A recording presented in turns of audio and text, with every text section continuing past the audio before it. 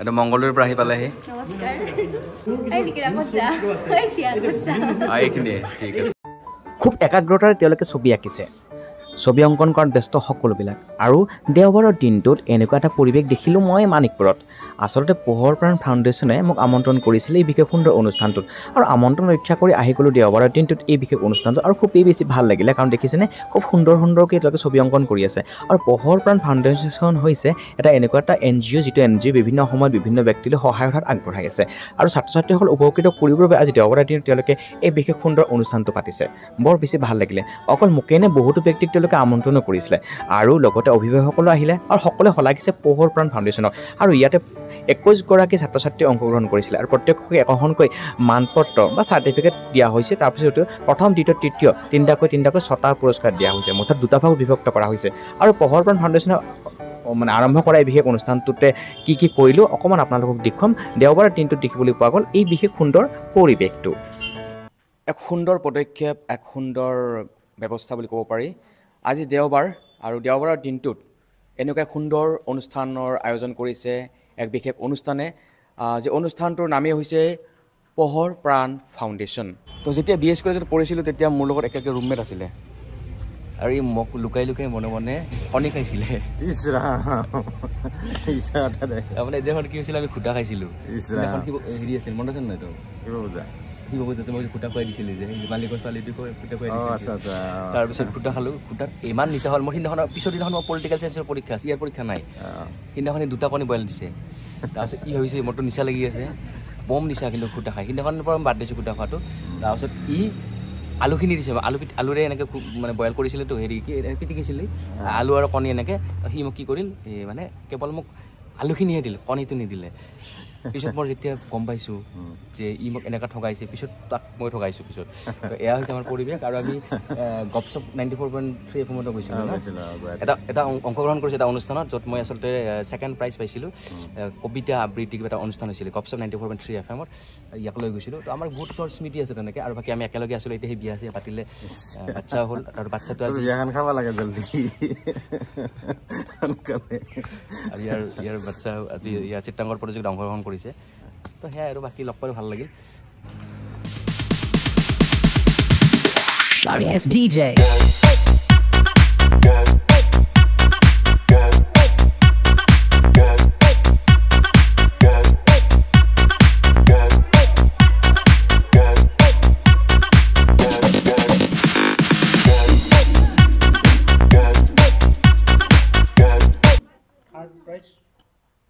পাইছে কল্পনা ৰায় আৰু মই প্ৰাইজখিনি দিবলৈ দাদাক জনালোঁ কল্পনা ৰায় লিজা ৰয়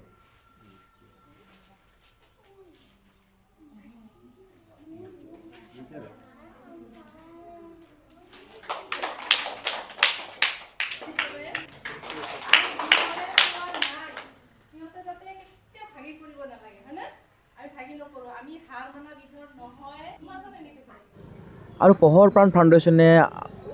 আৰম্ভ কৰা এই বিশেষ যি চিত্ৰাংকন প্ৰতিযোগিতা ইয়াতে আচলতে শেষত প্ৰত্যেককে একোখনকৈ মানপত্ৰ দিয়া হয় আৰু বিশেষ মানপত্ৰ কেইখনৰ জৰিয়তে আচলতে ছাত্ৰ ছাত্ৰীসকল বহুখিনি উপকৃত হ'ব বা উৎসাহ পাব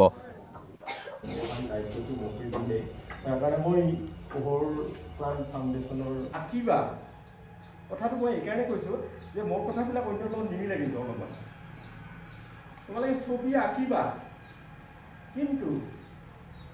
কম্পিটিশ্যনত পুৰস্কাৰ পোৱাৰ কাৰণে পৰা কেনেধৰণৰ মানুহ দেশ চলোৱা মানুহক সহায় কৰা এনেধৰণৰ ডাঙৰ মানুহ হ'ব লাগিব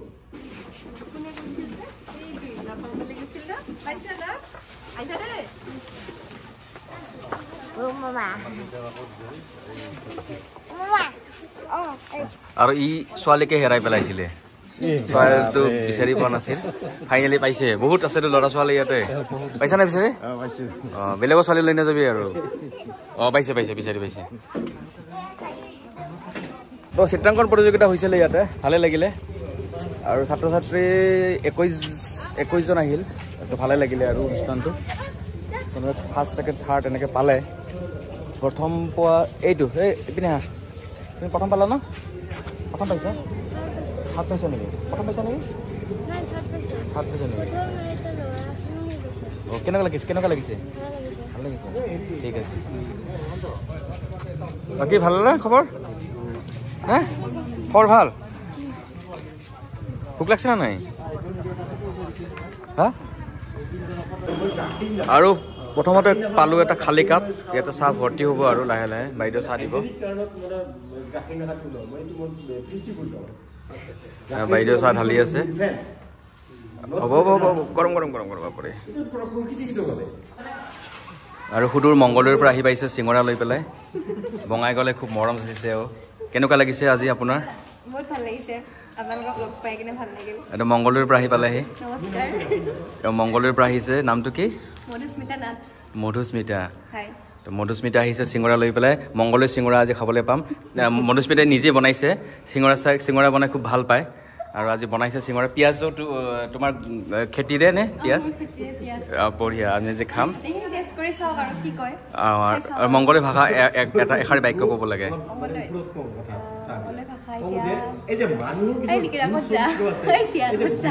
এইখিনিয়ে ঠিক আছে আৰু ইয়াৰ পৰা মই গ'লোঁ ডাইৰেক্ট চুলি কাটিবৰ বাবে আৰু তাৰপিছত আহি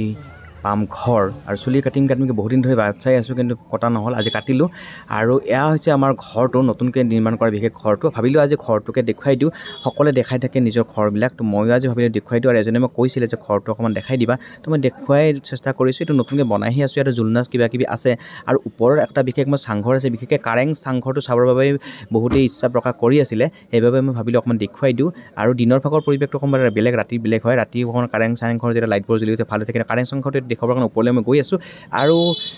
এয়া হৈছে আমাৰ পৰিৱেশ আৰু দেখিছে যে এয়া হৈছে কাৰেং চাংঘৰ আৰু কাৰেং চাংঘৰটো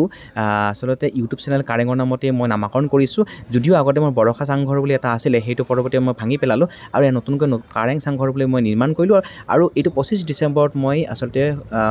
বনাইছিলোঁ আৰু তেনেকুৱা মুহূৰ্ততে আপোনাক দেখুৱাই আছোঁ কাৰেং চাংঘৰৰ কিছু পৰিৱেশ আৰু ইয়াতে ওচৰতে কিছুমান ফুলৰ ৰুইছোঁ ভিতৰত দেখুৱাই আছোঁ ভিতৰত এনেকুৱা এটা পৰিৱেশৰ আছে আৰু ইয়াতে লাইট জ্বলি উঠে তেতিয়া আমি ভিডিঅ' বনাওঁ অৱশ্যে ধুনীয়াকৈ মই এতিয়ালৈকে কৰিব পৰা হোৱা নাই যেনেকৈ প্লেনিং কৰিছোঁ তেনেকৈ কৰিব পৰা নাই আৰু ইয়াতে এটা বিশেষ ছেটআপ কৰিছোঁ লাইটবোৰ জ্বলি উঠে সুন্দৰকৈ আৰু বিশেষ ছেটআপটো কৰিছোঁ সম্পূৰ্ণৰূপে এতিয়ালৈকে ক্লিয়াৰ হোৱা নাই আৰু মই এইটো বনাই আছোঁ আৰু দেখি আছে কাৰেং চাংঘৰ ভিতৰৰ কিছু পৰিৱেশ আৰু ভিতৰৰ পৰিৱেশটোত এনেকুৱাকৈ কিছু ৰাখিছোঁ কিছুমান বিশেষ মানে লিখা ৰাখিছোঁ বিশেষকৈ ইয়াতে মোৰ জুবিনদাৰ বিশেষ ঘেণ্টা কাকো খাতিৰ নকৰে বিশেষ লাইনটো মই ৰাখিছোঁ আৰু ইয়াত দেখুৱাইছোঁ কাৰেং চাংঘৰ পৰিৱেশ আৰু এনেকৈ ছাতি মানে কিবা কিবি প্ৰয়োজন হৈ পৰে সম্পূৰ্ণ এতিয়ালৈকে ক্লিয়াৰ হোৱা নাই আৰু এইটো বিশেষ ডাঙৰ আমব্ৰেলা যিটো মই মানে বাহিৰত থৈ দিওঁ আজি মই ইয়াতে ঠিক কৰা নাই আৰু এইটো কাৰেং চাংঘৰ ওপৰৰ পৰিৱেশ কেতিয়াবা আপোনালোকে আহিব পাৰে আৰু ইয়াতে ধুনীয়াকৈ মই ফুলো ৰাখিছোঁ আৰু এই ফুলবিলাক দেখি আছে আৰু ৰঙা গোলাপ ফুল আছে কিন্তু এটা কথা আছে যে গোলাপ কিন্তু যিমানেই মৰম লগা নহয় তাত কাঁইট বহুতেই থাকে গতিকে ৰঙা গোলাপৰ পৰা সাৱধানে থাকিব আৰু কাৰেং চাংঘৰৰ ওপৰৰ পৰা আপোনাক দেখুৱাই আছোঁ আমাৰ গাঁৱৰ কিছু পৰিৱেশ আৰু এই পৰিৱেশটো এক প্ৰকাৰ সুন্দৰ সেউজীয়া সুন্দৰ এটা পৰিৱেশ আৰু এই সেউজীয়া সুন্দৰ পৰিৱেশত ধূলি বালিও বহুত থাকে দিয়কচোন কাৰণ চববিলাকতো সুন্দৰ নহয় হয় নে নহয় যি কি নহওক এয়া হৈছে পৰিৱেশটো অকণ ভাবিলোঁ যে বহুতে কৈ আছিলে কেতিয়াবা দেখুৱাবা আজি অলপহে দেখুৱাই আছোঁ আৰু এইটো হৈছে আমাৰ পুৰণি ঘৰটো পুৰণি মানে তাতেই এতিয়া আছোঁ যিহেতুকে নতুন ঘৰটো বনোৱা হোৱা নাই কাৰণ টকা পইচাৰ বহুত প্ৰয়োজন হৈ পৰে কিছু ক্ষেত্ৰত টকা পইচাৰ প্ৰয়োজন হয় আৰু এয়া হৈছে মোৰ এয়াৰ ফাইবাৰটো মই এনেকৈ ওপৰতে আছে আৰু যিটোৰ জৰিয়তে মই ভিডিঅ'বিলাক মানে এতিয়া আপলোড কৰিবৰ কাৰণে সুবিধা হৈছে যিহেতু মোবাইল নেটৱৰ্ক খুবেই বেছি বেয়া তাৰ বাবে মই জিঅ' এয়াৰ ফাইবাৰ লগাইছোঁ আৰু এই হৈছে সেউজীয়া সুন্দৰ এটা পৰিৱেশ আমাৰ গাঁওখনৰ আৰু ড্ৰোনখন মোৰ এতিয়া নাই ড্ৰোনখন মই বিক্ৰী কৰি পেলাইছিলোঁ ড্ৰোন থকা হ'লে ভালকৈ দেখুৱাব পাৰিলোঁ সেইকাৰণে ভাবিলোঁ যে এনেকুৱাকৈ মই অকণমান দেখুৱাই দিওঁ আৰু এয়াই আছিলে আজি বিশেষকৈ পৰিৱেশটো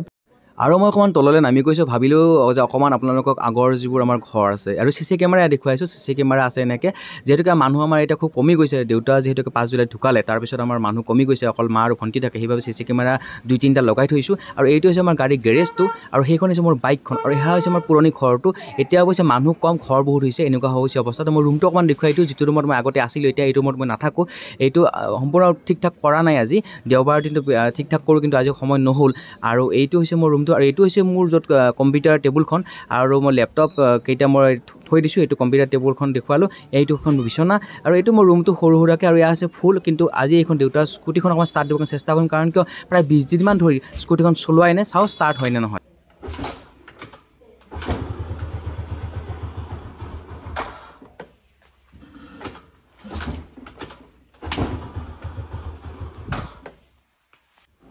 আৰু আপোনালোকে দেখা পালে স্কুটিখন ষ্টাৰ্ট নহ'ল কাৰণ 20 দিনমান মই চলোৱাই নাই আৰু এইটো হৈছে আমাৰ নতুন বাথৰুমটো আৰু আহি পালোঁ মই বিশেষ এখন দোকান এইখন আচলতে দেউতাৰ দোকান তো ভাবিলোঁ এই বিশেষ দেউতাৰ দোকানখন মই দেখুৱাই দোকান দেউতা এতিয়া নাই আৰু বহুদিন পিছত এই বিশেষ দোকানখন খুলিবৰ কাৰণে চেষ্টা কৰিছোঁ দেউতা শ্বপিং জন নাম দিয়া হৈছে নতুনকৈ আৰু দেখিছে নিগনি একদম অৱস্থা বেয়া কৰি পেলাইছে একেবাৰে অৱস্থা বেয়া কাৰণ কিয় মই দেওবাৰেহে এই দোকানখন খুলিব পাৰোঁ এইটো আচলতে স্মৃতি হিচাপে মই খোলোঁ কাৰণ যিহেতুকে মই বিভিন্ন কাম কৰোঁ সেইবাবে মই সময় একেবাৰে নাপাওঁ আৰু আজি 20 দিনৰ পিছত এই দোকানখন খুলিছোঁ আৰু অকণমান দেখুৱালোঁ যে দোকানখন অকণমান দেখুৱাই দিওঁ কাৰণ কিয় যিহেতুকে এইখন দোকানৰ জৰিয়তে আমাৰ গোটেই পৰিয়ালটো এটা সময়ত পোহপাল দিছিলে দেউতাই গতিকে এই দোকানখন যদি মই বন্ধ কৰি দিওঁ গতিকে দেউতাক আচলতে কষ্ট দিয়াৰ নিচিনা হয় মোৰ মনত তেনেকুৱা ভাৱ হয় সেইবাবে বহু কামৰ মাজতো মই দেওবাৰে এই বিশেষ দোকানখন খুলিবৰ কাৰণে চেষ্টা কৰোঁ আৰু এই বিশেষ ভিডিঅ'টো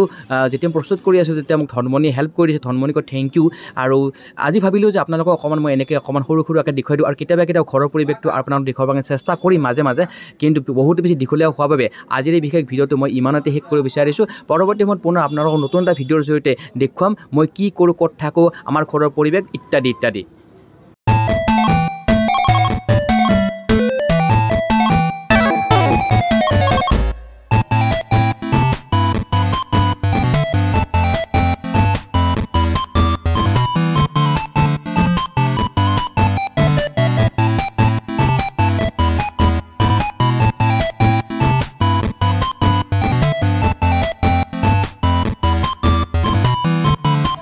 আচলতে এইখন দেউতাৰ দোকান আছিলে কিন্তু যেহেতুকে 5 জুলাইত দেউতা এক্সপায়াৰ্ড হ'ল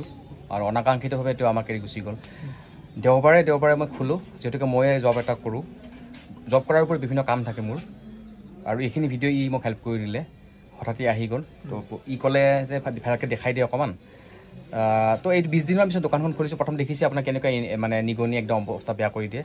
এইটো আছে বিজনেছ পাৰপাজত নহয় এইটো স্মৃতি পাৰপাজতহে মই খোলোঁ সময় সাপেক্ষে মিলাই পেলাই আৰু এটা ভাল চলিছিলে এই দোকানখন কিন্তু যিহেতুকে মই বেলেগ এটা জব কৰোঁ সেইকাৰণে চলাব নোৱাৰোঁ তথাপিও কিন্তু এটা স্মৃতি হিচাপে কেতিয়াবা